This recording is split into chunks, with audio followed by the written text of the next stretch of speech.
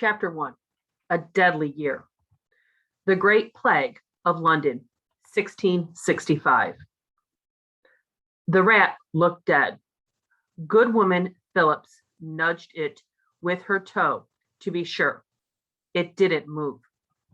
She bent down, pinched its tail between her thumb and forefinger, and lifted the rat up so it dangled limply before her face.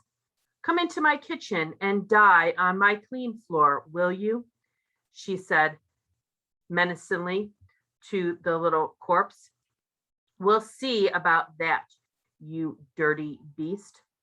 Goodwoman noticed with disgust that fleas were still jumping on the rat's coarse black fur. It hadn't been dead for long, probably frozen to death. The winter of 1665 was the coldest she could remember. She opened the door and swung the rat by its tail, flinging it as far from the house as she could. It landed with a thud in the gutter. "Good riddance," thought good woman Phillips. She wiped her hands on her skirt before heading inside to make breakfast. She thought no more about the rat that day. She was a busy woman with a husband and sons to feed. For a poor family like hers, living outside the walls of London in a rough and tumbled parish of St. Giles in the fields, food was often hard to come by. Worse with this winter's dreadful cold. They needed more fuel than usual for the fire. Goodwoman feared that the extra expense would mean Christmas, not even a week away, would be a lean and dismal holiday this year.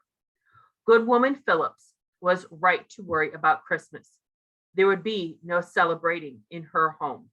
As the dark December day wore on, her head began aching and pain grew in her back, arms, and legs until she could hardly stand. Then fever and chills set in. By evening, she was forced to take to her bed.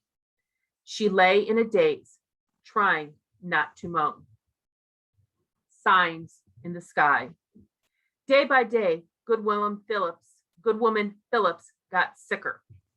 Her sons sat by her bedside in the evenings, trying to distract her with the latest news from London. The whole city was buzzing with rumors about the comet that had been seen flaring across the heavens every clear night since November. Many believed that the comet was a sign from God to England's king, Charles II, who had been on the throne for just 4 years. People remembered an old superstition that the crowning of a new king would be followed by a plague. These blazing stars threatened the world with famine, plague, and wars. To prince, death. To kingdoms, many crises.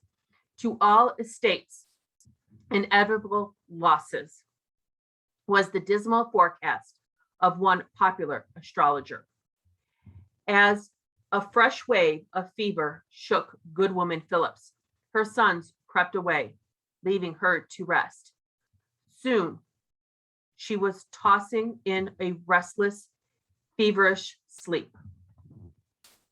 House call. When Goodwoman Phillips opened her eyes next, it was light in the room. A tall man in a long coat was unpacking a leather settle and laying out items along a wooden bench under the window. A cup, a cloth, a knife. Goodwin realized at once who the man was and why he was there. A doctor. "I'll not be bled," she tried for a firm, clear tone, but even before her own ears, her voice was low and faltering. The doctor turned and looked at her calmly. Goody, Phillips, your husbands and sons have consulted me about your case. Bleeding will balance the humors within your body. It is for the best. The doctor came closer. She could see the knife glinting in his hands. Then it was done. A smooth, quick cut on her arm. Blood dripped into the cup he held up. Her head thudded, and the room seemed to lift and tilt, then spin. Fainted, said the doctor. Not uncommon for one so far gone with fever. Let's hope this bloodletting was done in time. Goodwin Phillips did not wake again.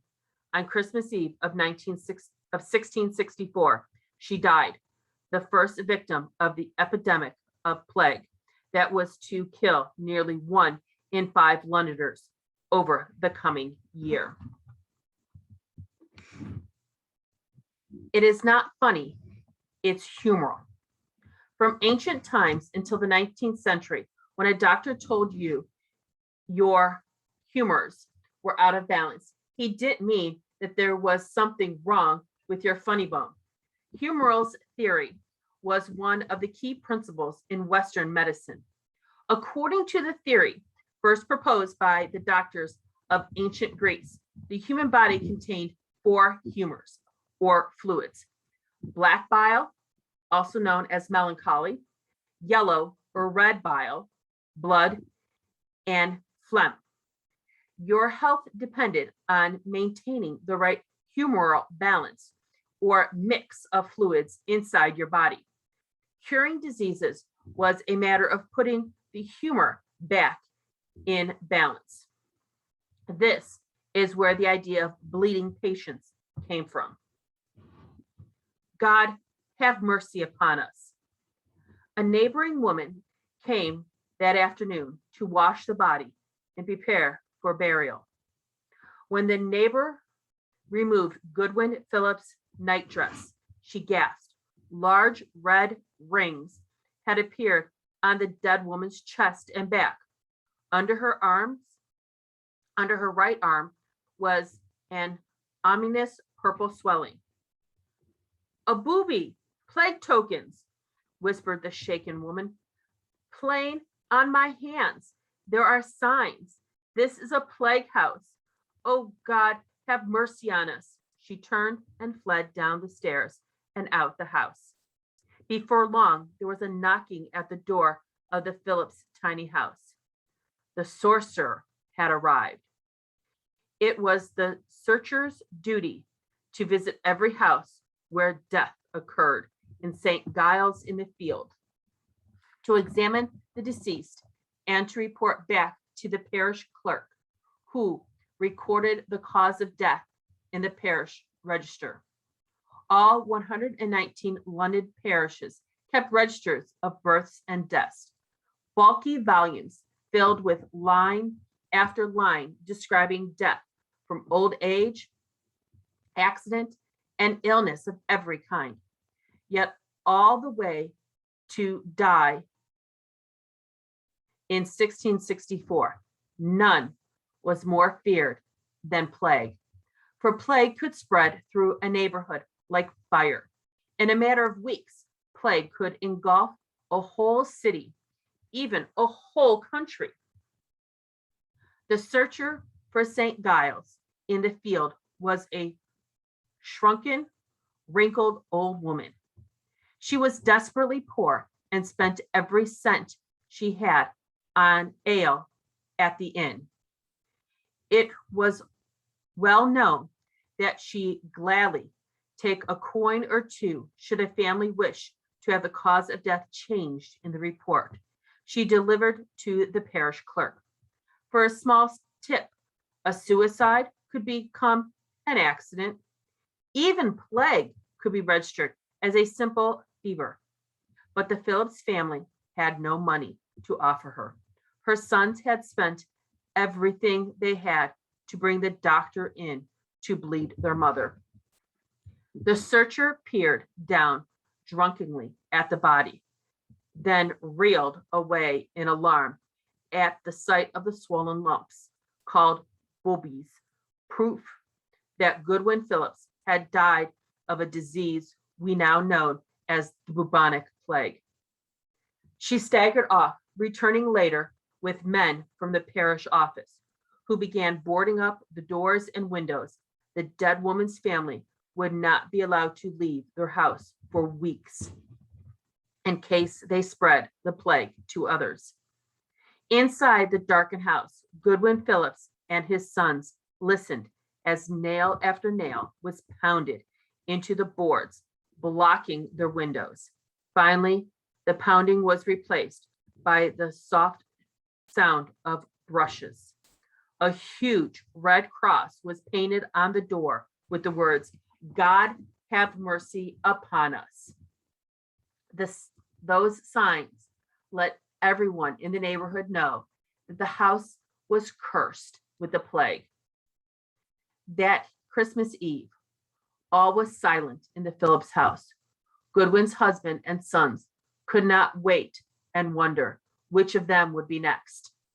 Outside their neighborhoods, crossed the street to avoid walking past the boarded up house, fearing that if they came too close, they would be contaminated with the plague. The fear builds.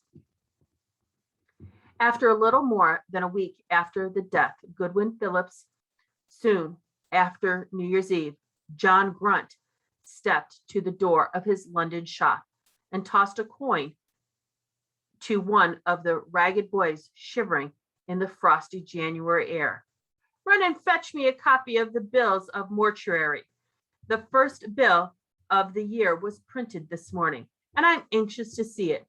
You may find me in a generous mood to repay you for your speed." As he watched the boy disappear up the cobble road, John considered how surprising it was that the bills of mortuary, a page of statistic listing the week's births and deaths in each London parish, should have become so popular with readers. Each week, in the coffee house and the taverns, conversations was sure to turn to the latest news in the bills, especially if there were an unusual deaths. John Grunt always found the bills of mortality fascinating, but he'd heard that there was something he would find particularly interested in this week's edition. And when the errand boy ran back with the page flung in his hands, it didn't take long for John to spot it. Death by Plague 1. London hadn't had an epidemic of plague for nearly 20 years, and plague usually struck in the hot months of summer, not in the midst of the coldest winter that anyone could remember. But all the same, John decided to keep a close eye on the bills over the next few months. For the rest of the cold, dark winter, while all of London was watching the sky, John was scanning the list of deaths, reading the signs that told him an epidemic of plague was coming. Turn to page 17. Blast from the past. Many people have heard of the Black Death, the pandemic of plague in the Middle Ages that killed almost a third of the people in Europe. But the world has suffered through not just one, but 3 plague pandemics. The first is known as the plague of Justinian, named after the Roman Emperor Justinian I. The disease first broke out in Constantinople, modern-day Istanbul, Turkey, in 541 CE. It swept through the city, killing up to 5,000 people a day before going on to spread across Spain, Italy, Africa, and the Middle East. Over the next 3 years, it killed as many as 50 million people. Afterward, plagues broke out, continued, but didn't reach pandemic levels until 1347, when traders and invading armies carried the disease into Europe. Whole villages were wiped out by the Black Death. Crops were unharvested and trade stopped. Some historians think 1/3 of the population died in the pandemic. It took 200 years for the population to recover. The next great pandemic of plague started in 1855 and lasted 100 years. Rats hiding in steamships carried a disease across the world, causing outbreaks in port cities on every continent. Over 15 million people died. Will there be a fourth pandemic of plague? It's possible, but unlikely. Plagues can now be treated with antibiotics, and thanks to modern hygiene, many cities are cleaner with fewer rats.